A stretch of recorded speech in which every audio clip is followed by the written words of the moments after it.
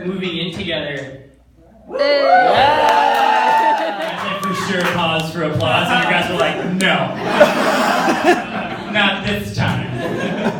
But we are, and moving, trying to find an apartment in LA is really difficult because landlords have been using these super nice words to like sell me really horrible stuff. Like, I found out if an apartment is charming, it's probably on fire right now.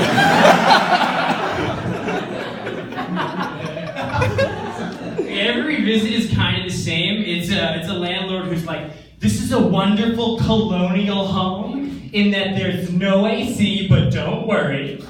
You can feel a small breeze every Saturday from 1 a.m. to 3 a.m. in the bathroom. I'm like, I don't think that sounds as good to me as you think it's good to you. And they're like, don't worry, let's go and check out the bedroom. The floor is very rustic, and then it's just a hole in the ground. It gives you that wonderful, I'm trapped feeling. That you're looking for in a home. And I'm like, I don't know. And they're like, no, okay. And that's the best part, because they always know you don't want it, but then they still try to close. They're like, okay, I know this isn't perfect, but I have a place that's just for you. It's a bit of a fixer-upper, not a good start.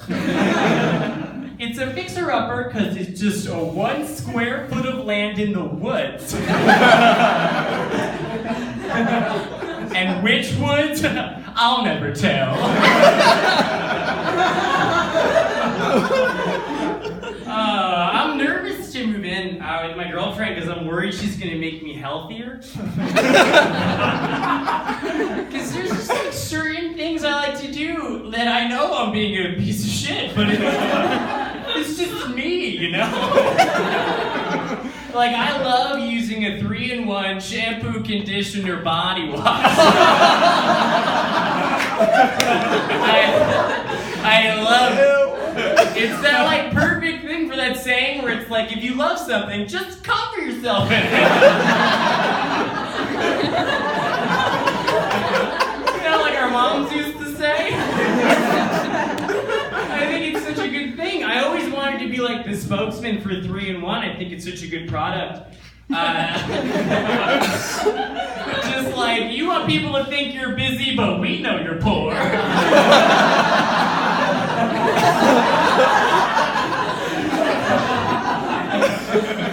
Try 3-in-1. Or do you like to have people come over and ask you the question, is everything okay? 3-in-1. Have you ever thought, fuck it, let's make it all pubes? 3-in-1. Oh, you guys, I think I'm a person to help because I lost my innocence at the doctor. Let me explain. I went to the pediatrician until I was 21, which is too long.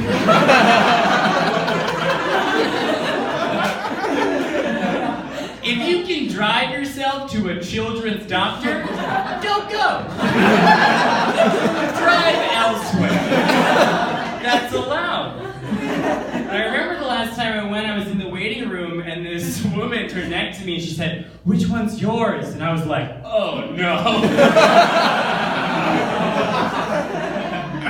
And then I went to the doctor and they were like, how's high school? And I was like, it was good. Do you check your charts? Like, this is concerning, and it was normal from there. But then it had that moment where the doctor was like, pull your pants down, this will just take a second. And I was like, oh yeah. And so I complied, and the doctor bent down, cut me in my spot, looked up at me and said, how old are you?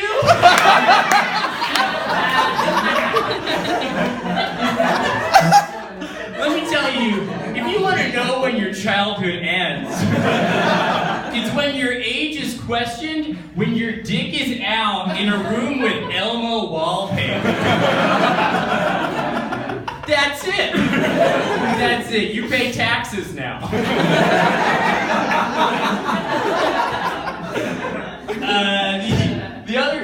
just like a two-parter of how I lost my innocence to the doctor. When I was, thanks for the laugh on that. I was like, another thing's happening, you're like, into it! So the other time I was 22, and there was one day when I found blood in my stool. And when blood is in a place it's not supposed to, you're never like, I think this is fine. It's always just like, I'm probably dying. So I checked WebMD, which is the place where you go when you think you're dying and you want someone to be like, yep. WebMD is like your friend who's high and has no chill. You'll be like, I'm pooping blood, and it's like, what's the diagnosis? And WebMD's like, oh, you've been dead for 20 years. You better figure out what you did in your life that was wrong, or you're gonna be wandering the earth for eternity. So I told my mom that there was poor close. And she was like, you have to go to the adult doctor. And I said, I'll go as long as no one puts anything in my butt. And she said, I promise. And I'm telling you. Yeah. You ever have your mom promise nothing's going to go in your butt? If you haven't, you're not that close with your mom. But she said, I promised. And she was like, all right, we're going to go to this doctor. And I went to not like a normal doctor. It was like his private practice, which I've never really loved that phrase for a doctor's office. Just like, I love it. It was like the doctor's big game, or the doctor's, I know how to do this. Not just like, oh, you're shitting blood? This is practice. So I went, and I sat down in the room, and I was with my mom, and immediately the doctor says, ma'am, you're going to want to leave the room. And I watched as my mom didn't make eye contact with me and exited. And I said to the doctor, I said, can we talk about this? And he said, no. This is not his first rodeo. So I bent over, and he put his finger in my dish. And at first, it felt pretty good. And I was like, these are way more questions than I've ever had. In my life, I always figured if it happened this way, it'd be like more special than this. But what I didn't know is he had about 300% more finger that he shoved in one metaphor into my asshole, just like, this is the rest of your life! And he felt every insecurity I've ever had. He was just like, in there, you were fat as a kid! Pulled out, and then said nothing.